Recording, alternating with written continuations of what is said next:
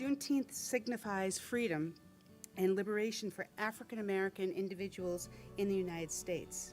Juneteenth is the oldest national celebrated commemoration of the ending of slavery in the United States. So I just think it's a great way to educate our staff, to educate the community, and for our employees and employer to be an example. Well, it was widely celebrated west of the Mississippi, but east, not as much. And I think it should be celebrated, by our staff and the county, because it is an important date in history. This will help us start the conversation and correct some of what's happened the past 400 years. All in favor, please say aye. Aye. Any opposed? All right. What I recall is that was the time when the enslaved people found out they were free.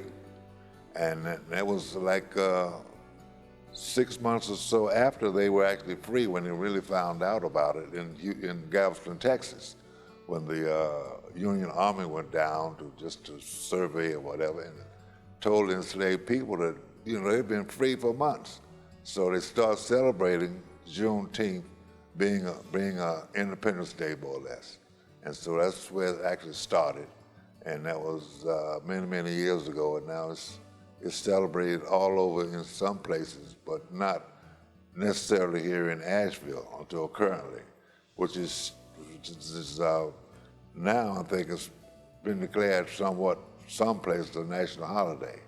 And hopefully that will come to Asheville, and we will see how Juneteenth actually worked and see some of the experiences and some of the past history about being free, more or less, and being enslaved for all those years and never knowing about it. In 1865, when it was said and or declared that we would be free people, we know from 1865 coming forward that we were not. So there was an act that was enacted. There was, at that time, I understand that there was some evidence of celebration, and some areas celebrate a lot more than others. Many people and many organizations really don't realize what Juneteenth is all about.